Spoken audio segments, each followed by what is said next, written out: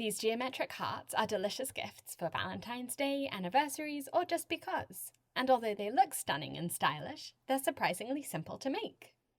You'll need a geometric heart mold, which you can buy on Amazon, and I found it easier to work with the hearts individually, so I ended up cutting them out so they were separate. Melt chocolate, and I'll give you tips for doing that at the end of this video, and add oil-based colours to tint the chocolate whatever colour you like. White chocolate can be tinted any colour, but if you want brown or black chocolate, I recommend using semi-sweet or dark chocolate and adding colour to that instead, since you'll need a lot less colour. Then spoon the chocolate into a mould, using the back of the spoon to push it up the sides of the hearts to completely cover the shape of the mould.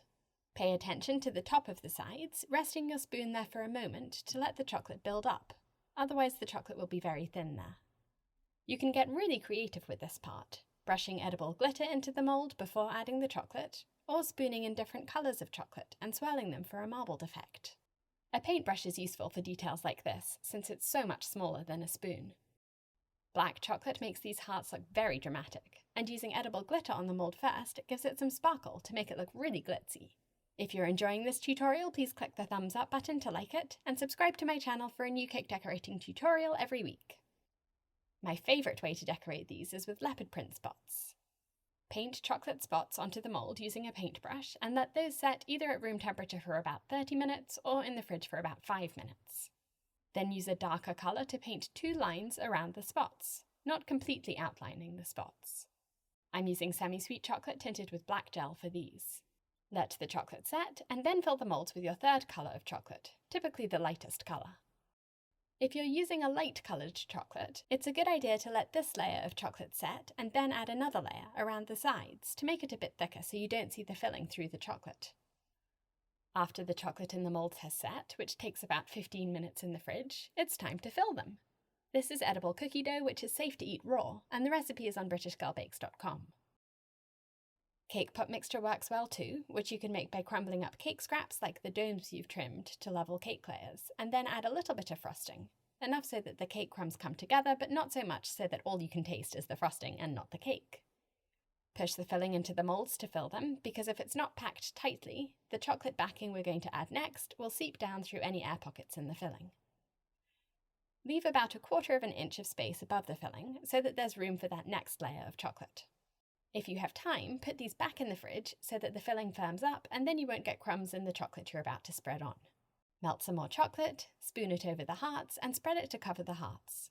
Use an offset spatula or the flat edge of a knife to wipe any excess chocolate off the mould. If you leave any chocolate around the top of the mould, you'll have uneven pieces of chocolate sticking out from the edges of your heart, which you'll see in a minute. Put these back in the fridge for 15 minutes to set and then push the hearts out of the mould, pulling from opposite sides to loosen the chocolate from the sides of the mould and then pushing with your fingers from underneath to pop the chocolates up. The glitter looks really pretty and the angular chocolate shapes add some interest to these.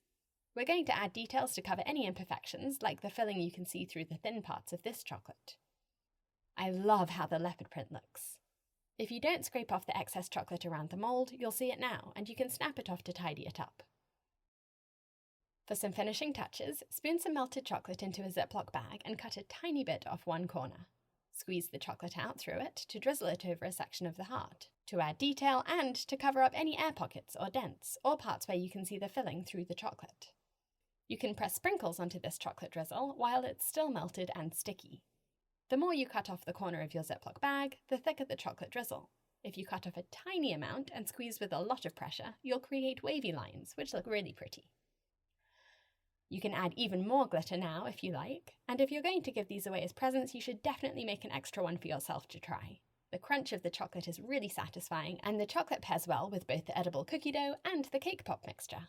Now for a few more tips I wanted to share. First, if you melt your chocolate in the microwave, you should use 80% power and melt it for 30 seconds at a time to prevent the chocolate from overheating and seizing, and to make your chocolate shiny. Overheated chocolate will be dull and might have some patchy stains on it where the chocolate got too hot. I used one of these candy melting pots for one batch of my geometric hearts, and it worked really well. It melts the chocolate without burning it, and there's a setting to keep it warm so it doesn't set while you're still busy decorating.